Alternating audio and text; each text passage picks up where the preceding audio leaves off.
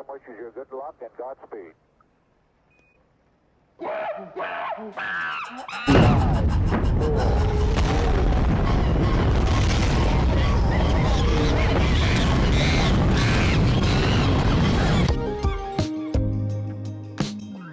Space Monkeys, blasting off with Gabriel Fakodeahuda. He's a rising star in the Polkadot Kusama ecosystem as a developer for GM or Die in Varch. Very happy to have him on the show. Gabe, welcome to Space Monkeys. Thank you. Glad to be here. Yes, sir. I hear everybody talking about you lately, the things you're doing. I mean, I saw people excited to meet you here at Sub-Zero. What was your experience at Sub-Zero? Actually, Sub-Zero was pretty amazing. It was my first time actually publicly speaking, in person for Envarch and for GM, right? And I saw a lot of things, a lot of good ideas, a lot of passionate people building in the ecosystem. A lot of people wanting to build in the ecosystem. There were a lot of people from outside of the ecosystem also. Coming in, and I got a lot of feedback from people interested in what we're building, and that was amazing. Just seeing people interested in what we're building and being able to show them what I built, because I build everything with passion. Like if I don't like something, if I don't want to build something, I will not build, and that is why I think like what we do at Envarch and what we do at GM is so interesting, because it's all things that I'm really passionate about. What would you say the thing between these two projects you're working on? What's the commonality between the two projects that you're so passionate about? So GM is all about being able to build a strong community, right? Yeah. Envarch is all about empowering communities. Okay. So in some essence, GM will eventually be connected to Envarch. Okay. All right. Gotcha. That's alpha. Okay, so it's about building communities and then giving them the tools to organize themselves and everything like that. Amazing. Okay, so you started working with Dakota how many? It was probably like a year and 3 months. I can't say for sure, but it was a bit over a year. Okay, and there's lots of projects going on at Envarch. I mean, you have the Youdles DAO, you have a GitArch, this Saturn project. Saturn. How do you decide how to divide your time, and how do you decide what to work on? That is it's complicated. Yeah? Sometimes I actually just wake up and build what I feel like building. Okay. But at most times, like, we actually have some timelines that we have to follow, right? Everyone does. It's about being able to deliver milestones. And if you can deliver specific milestones, then you can work in multiple things at once. I work in one thing for the whole day. I cannot divide my attention in multiple things in the same day. But if I can finish something that needs to be done for GitArch today, tomorrow I can actually wake up and work in something for Youdles or something for Saturn. Okay. Well, what's if you could snap your fingers and have one project done today, what would it be? It depends on, like, would it be the way I envision the project right now, or would it be like the way the project should eventually be in the future? Because for a lot of these projects, like, we don't exactly know how they will end up, right? We have these goals, but the way they are designed is completely up to how we imagine them as we go on, right? Yeah. But if I were to select one thing that I would love to see done right now, purely because of interest in how amazing I think it would be to actually use it, it would be the CDK for Youdles DAO. So having the full DAO on chain and actually working connected to Discord, it would be amazing. It would be really fun. Yeah, absolutely. Okay, so you put this above GitArch, if you're snappy fingers. Yeah. Yeah. So that's actually because GitArch has been changing a lot. Yeah. Been evolving a lot. Right. It is extremely experimental, and a lot of what we're building has never been done before. There are some competitors, but no one actually built anything the way we're building. Yeah. And there's a lot of design considerations that will change and have been changing. So I cannot just say I want GitArch done now because I don't know how it should be done. Right. What's really interesting about Invarch to me is like, Dakota, a year and a half ago, he was giving us all these crazy ideas about intellectual property, but we never even talk about that anymore. We just talk about kind of the cool ideas you guys are building to leverage those original ideas. Yeah. What attracted you to those intellectual property ideas in the beginning? So like what attracted me was actually the primitives, like the DAO and NFT primitives. Yeah. And I always like to say this, and it's one of the very first things that I realized when we were starting Invarch, which is that the perfect ownership primitives for NFTs are also the perfect DAO primitives, right? Because if you want to actually demonstrate ownership, you have to fractionalize it, right? You have to be able to say that person A has X percentage of ownership, person B has Y percentage. Okay. But to actually make that meaningful, you have to be able to enact that somehow, right? So that's where a DAO comes in. A DAO is a structure that lets you actually enact on chain the will of these people voting within it. So that's where actually the primitive ideas for IP came up. We haven't been actually building with the nomenclature of IP anymore. Because the whole idea is we need all these things, these generic things to work before we can actually bring IP into the picture, right? We cannot do it half-assed, right? Right. It has to be perfect.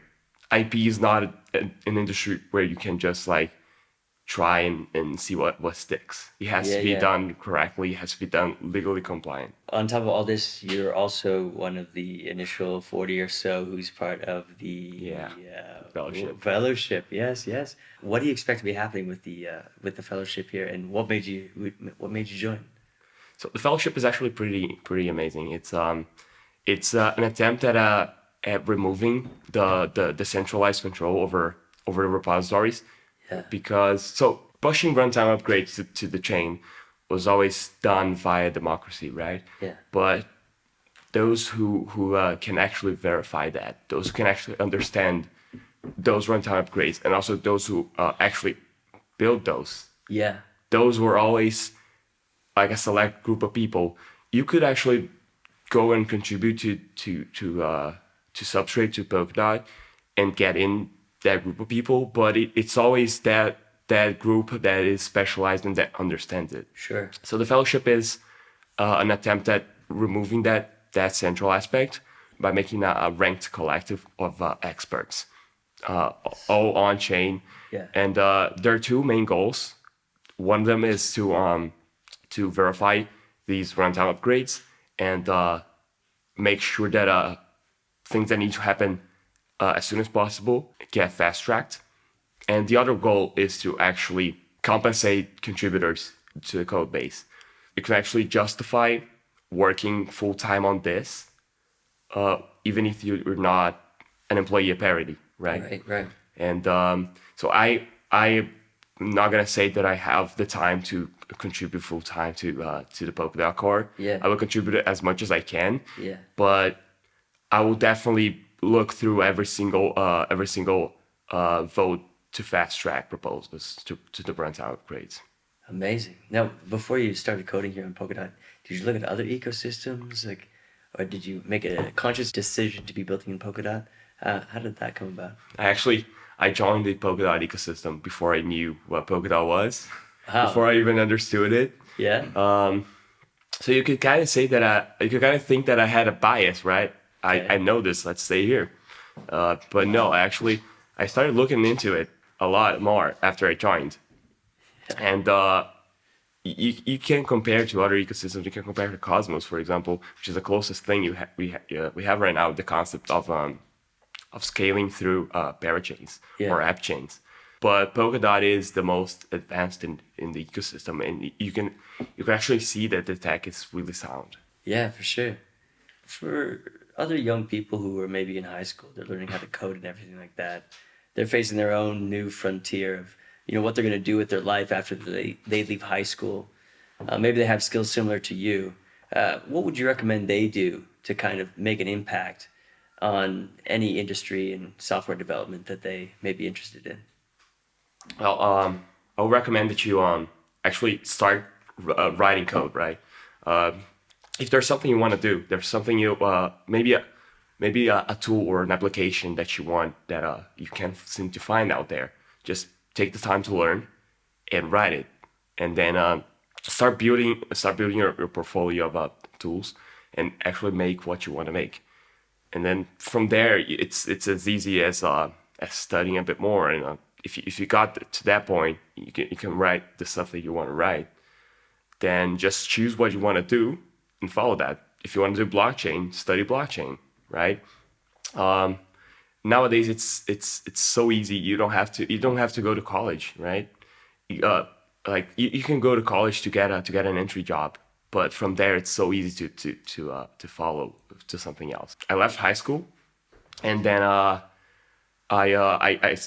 got enrolled in college, and then with that I got an internship. I was writing front-end code, and I hated it actually, but I did that for a year, and I got fired. and then I actually got recruited by Polkadot. I just got in as a Rust engineer, right? I have no idea of anything about blockchain, the current blockchain technologies, or even about Polkadot. The most blockchain I've ever interacted with was Bitcoin ETH. Wow. And from there it was pretty easy, right? You start writing code, you start understanding what you're writing for, and from there you can pick and choose whatever you want to do, right? So it's really easy. If you have to join college to enroll, if you have to enroll to actually get a job, you do that, but you don't have to keep going with it. You can just follow your dreams then. I just gotta say that as somebody who really wants to see Polkadot Kusama succeed, I hope we get a whole lot more young developers just like you following their dreams and making cool shit that they just wake up and want to build every morning. It's basically without people like you, this whole thing is not going to happen. And just want to thank you very much for coming on. And it's been really great getting to know you. And I hope we get to talk to you very soon. Thank you, man. Cool. Appreciate it. What do you think is an application that's not suited to blockchain that is currently being used? Do you feel like a lot of maybe some applications are being shoehorned into blockchain when they don't really need to be? Messaging in general, short content being used just to reach one person from one person to another, right? That should not be in the blockchain. That's what federated systems are for. You don't need to trust that the server you're connecting to is actually delivering your message correctly. You can just run your own server. You do not need to run that through consensus, because then you're actually wasting block space for something that could just as easily be done using a federated system. And it's not going to compromise the security and the safety of your data. It's just going to be a different system. Mm-hmm. Is there anything from another team in Polkadot that they're developing that you're excited for, that maybe you have some XCM use case with? Well, there's Fala. Everyone knows about that though. Fala's valid contracts are amazing. They allow you to do a lot of integration with Web2 tooling, and also a lot of different ways to onboard people into Web3, right? And being able to XCM to that allows us to do so much. You can write normal contracts in other chains that interact with fat contracts. You can actually use our Tinkernets and then Invarches in the future, multisigs, to enact actions in fat contracts. One of the things that's pretty interesting about fat contracts actually is one of the use cases there that I'm trying to push a lot is the ability to have a no-auth system, which is what you use, for example, when you do a GitHub login or a Google login. Mm-hmm. that will generate like some sort of key. You can actually push that key to a file contract that can derive an account, and then that account can be used to sign messages, right, and sign transactions. That way, you can actually build a system where you can integrate this into a dApp, and the user just has to log in with their Google account or their GitHub account or Twitter account, whatever. But you can also take that login and use it to sign messages. So if you're in a tokenless system, or if you find a way to just give that user some tokens, then they can actually use the blockchain, use your dApp without ever having a wallet installed, without signing transactions, without paying fees, whatever. Did I blow your mind? No. Did I blow your mind, man? Just taking it in, yeah. We're introducing Limo as a new host of this show. We're gonna do the main show, and then we're gonna do the classic beep, beep, beep. You know, of Limo just interviewing you. Oh, so this is gonna be like my extended my scenes. Interview and then the extended scenes. Yeah, really fucking. It's like just like we did. So Gabe, for GM, what do you think the kind of future holds for the GM parachain? Okay, so the GM chain.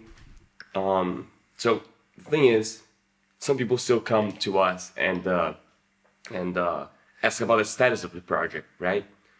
Which is not. I don't know how to respond to that. We delivered everything we promised, right? We actually, it is pretty funny, right? What do you mean the fucking status? Right? We promised. It's finished. We promised a chain where you could send GMs and GNs on chain. Not only that, but we gamified the thing. We made an extremely complex and advanced system for minting. Like, you have to mint at specific times a day, right? Yeah. Right?